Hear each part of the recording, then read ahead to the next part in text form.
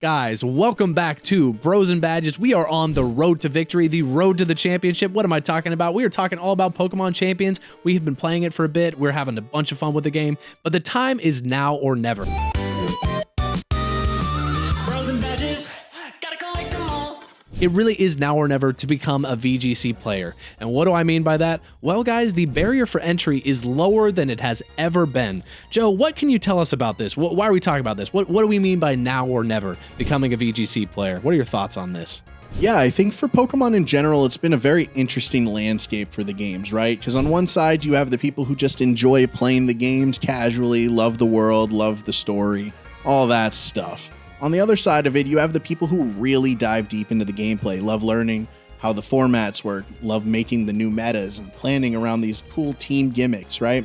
And I think finally, with Pokemon Champions, we've seen, as you said, a new level of entry that has been previously unseen to the Pokemon community. Before, if you wanted to play VGC, you had so much to do. You had to learn about the metas. You had to build your team perfectly, which meant breeding Pokemon and trying to make sure their EVs and their IVs and their movesets and their abilities and all of this it was just a headache. But now with Pokemon Champions, we have options to make things so much easier. So Zach, when you say it's now or never, I truly think you are correct in the sense that if you want to get into the scene, Pokemon Champions is that perfect vehicle to get you in. Now, quickly, we do want to touch up on, we know that for a lot of previously competitive players, right, people who are already in the scene, it's been a little bit of a rocky start, I would say, right? We have not all the Pokemon being available. We have not all the items being available, which I think is maybe even more egregious to a lot of people. But on the other hand, and kind of the point that we're trying to push here is I do think that for the people who are new to the competitive world, I think maybe this was the right decision. So Zach, as somebody who is new to the competitive Pokemon world, I mean, we both are, but I would love to hear your thoughts on it. How do you take them not putting all the Pokemon in immediately, not all the items in immediately? And do you think that this is more of a reason to get into the game, or are they kind of dropping the ball here? Absolutely. No, I wanted to talk about that. That's actually the main reason I wanted to do this topic, is because there has been a lot of controversy around the release and people being frustrated that there aren't certain Pokemon in the game, there aren't certain abilities, there aren't certain items, etc. But this is a rollout game. First of all, this is a rollout game. That is how rollout games work. You know, they don't start off with everything. They want to have reasons for you to keep coming back. I always knew this was going to be the case.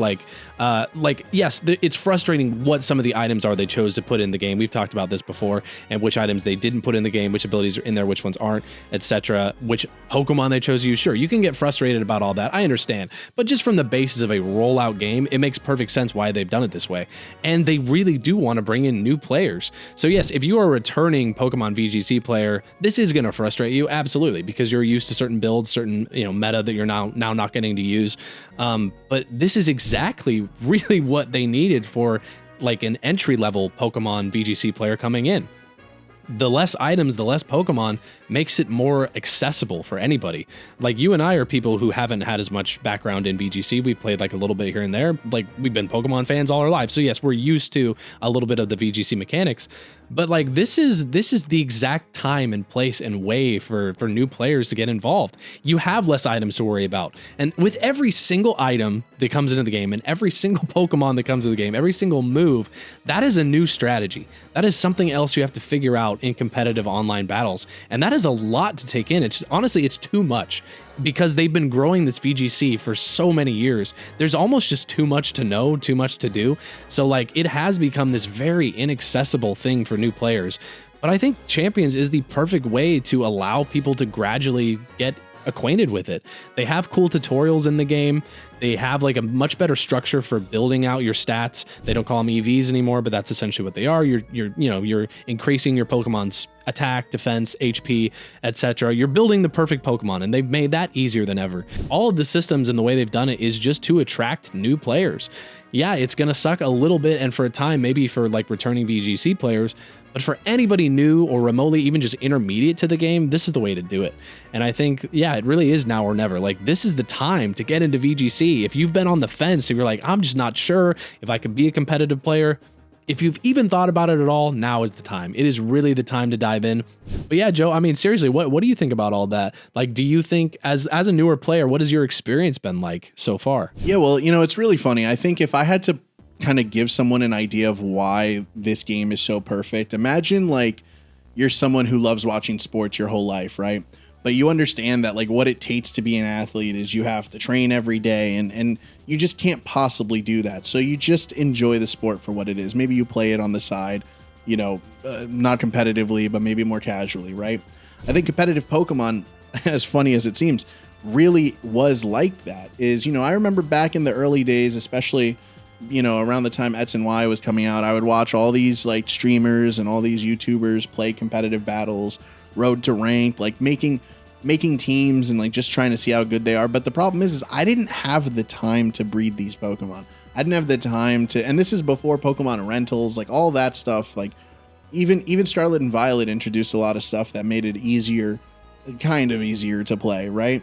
But there was just a time where like I would watch people play competitively, and I was like, it was like that meme of Squidward looking out and watching SpongeBob and Patrick play, where it's just like, I can't do that. Like, I literally can't do that. But with Pokemon Champions, it really is as easy as just download the game, go through the tutorials, and then build the team, right? You could just go online, look at how people are building their team, make sure that you spend your VP in you know, the most optimal way to build that team, and then you're going to the races, you're playing. Suddenly you are a high-level athlete, all right? You are now allowed to play on the field. That's what Pokemon Champions does, is it really gives all the power to the player. It takes out all the monotony of training your team and building your team and doing all that, and it goes, you want to play the game? Here's the game. All they ask of you is you spend your VP correctly, and if you're bad with spending your VP, you're like me and you buy every outfit in the game before anything else, you can spend a little extra money, but it's not something you have to do.